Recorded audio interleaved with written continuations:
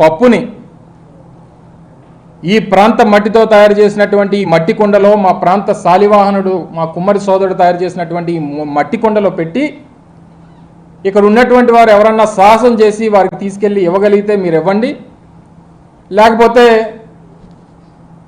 వారే పరిగెట్టుకొని వచ్చి దానికి ఆయనకి ఇష్టమైనటువంటి ఐటెం కాబట్టి నేనే వచ్చి తీసుకెళ్తానంటే తీసుకెళ్ళమనండి, ఎక్కడే ఉంచుతాను దీన్ని. కాకపోతే ఈ పప్పుతో పాటు ఇందులో కాస్త ఉప్పు కారం కూడా కలిపా. కేవలం ముద్దపప్పు అయితే సరిపోదు వారికి. కాస్త ఉత్తరాంధ్ర ప్రాంతం అనేక సందర్భాల్లో ఆ పార్టీకి తెలుగుదేశం పార్టీ అధికారంలోకి రావడానికి కారణమైనటువంటి ఉత్తరాంధ్ర ప్రాంతం గురించి ఏ రోజు కూడా ఆలోచన చేయనటువంటి తండ్రి కొడుకులు ఇప్పుడు వచ్చి ఈ ప్రాంతం మీద ప్రేమ ఉన్నట్టు, ఈ ప్రాంతం అంటే అభిమానం ఉన్నట్టు, ఈ ప్రాంతానికి ఏదో భవిష్యత్తును ఇచ్చేస్తామన్నట్టు చెప్పేటువంటి మాటలు సిగ్గు లజ్జ, ఏ రకమైనటువంటి విశ్వాసం ఈ ప్రాంతం మీద లేనటువంటి ఈ అబ్బా కొడుకులు ఇద్దరికీ ఈ ప్రాంతంలో ఉప్పు కారం కలిపినటువంటి దీంతో కలిపి పెడితే కాస్తంత సిగ్గు లజ్జ విశ్వాసం పెరుగుతాయనేటువంటి ఉద్దేశంతో దీన్ని తయారు చేయించారు.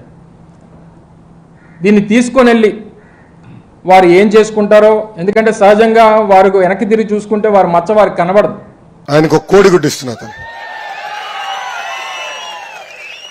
అంతర్జాతీయ స్థాయిలో ఆంధ్ర రాష్ట్ర పరువు తీసినందుకు మంత్రి గారికి నేను కోడిగుడ్డు అవార్డు ఇస్తున్నా.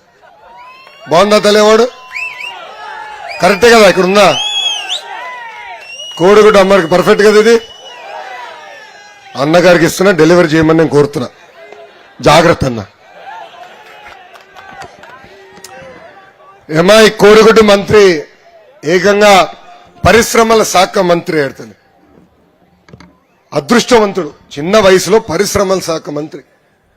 ఇంకా మంత్రి గారి నియోజకవర్గం ఎలా ఉండాలి తల్లి? అసలు కంచుకోటలాగా తయారు చేయాలి. ఎక్కడ చూసినా రోడ్లు పడాలి. ఎవరిని ఉద్యోగం అడితే రారా ఇదిగో లెటర్ తీసుకో, పలానా కంపెనీకి వెళ్ళు, ఉద్యోగం వస్తుందని చెప్పాలి.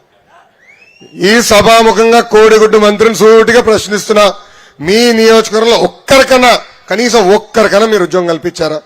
మీరు మంత్రిగా ఉన్నప్పుడు నియోజకవర్గానికి ఒక్క పరిశ్రమను తీసుకొచ్చారా?